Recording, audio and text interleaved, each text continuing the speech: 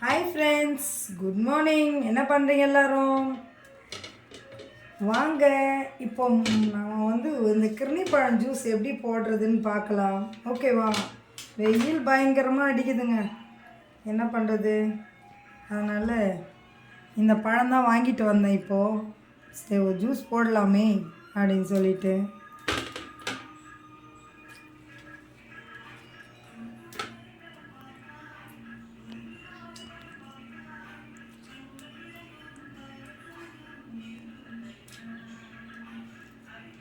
நீங்கள் தோலெல்லாம் சீவ வேண்டியதே இல்லை. இந்த மாதிரி கட் பண்ணிவிட்டு அதை அப்படியே ரவுண்டாக எடுத்து மிக்சி ஜாரில் போட்டுக்கலாம். ஓகேங்களா? ஈஸியான வழி.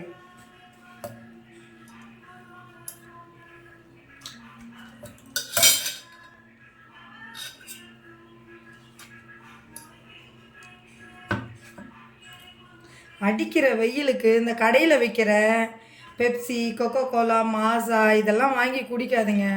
ஓவர் ஹீட்டு, கெமிக்கலு, உடம்புக்கு கெடுதி.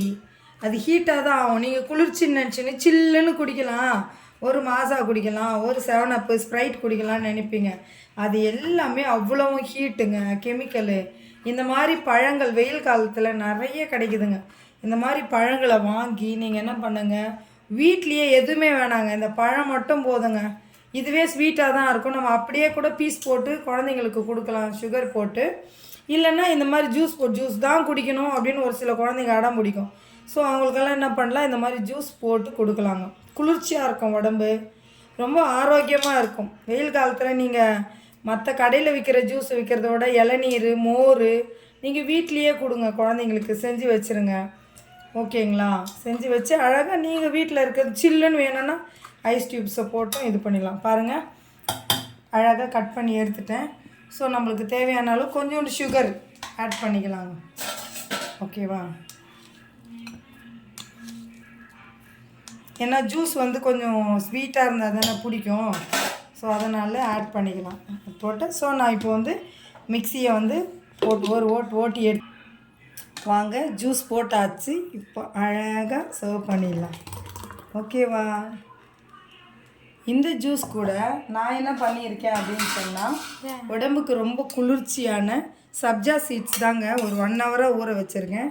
அதை கொஞ்சம் மிக்ஸ் பண்ணிக்கலாம். நம்ம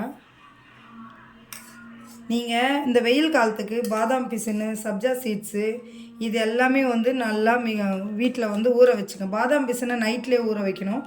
சப்ஜா சீட்ஸ் ஒரு 1 ஹவருக்கு முன்னாடி ஊற வச்சா போதும். வேணுன்ற அளவுக்கு போட்டுன்னு நீங்கள் குடிக்கலாம், குழந்தைங்களுக்கு குடிக்கலாம். அவ்வளோதாங்க, அழகான முலாம்பழம் ஜூஸ் ரெடி ஆயிடுச்சு. எனக்கு பார்த்தீங்களா, ஒரு சில அரையாத பீஸ் எனக்கு இது மாதிரி சாப்பிட்றதுக்கு ரொம்ப பிடிக்கும். குட்டி குட்டி பீஸ் போட்டு இதில் நான் கொஞ்சம் சப்ஜா சீட்ஸ் போட்டுக்கிறேங்க, எனக்கு ரொம்ப பிடிக்கும். இதை போட்டு நான் இப்போ அப்படியே சாப்பிட போகிறேன். நான் மிக்ஸு பண்ணாமல் அப்படியே சாப்பிட போகிறேங்க. ஓகே ஃப்ரெண்ட்ஸ், இந்த வீடியோ உங்களுக்கு பிடிச்சிருந்தா செழியன் வீட்டு சமையலை சப்ஸ்கிரைப் பண்ணுங்கள். குளிர்ச்சியாக நீங்களும் இந்த மாதிரி ஜூஸ் போட்டு குடிங்க. ஓகேவா? பாய் பாய். அடுத்த வீடியோவில் சந்திக்க வரை உங்களிடமிருந்து விடைபெறுவது உங்கள் தமிழ்.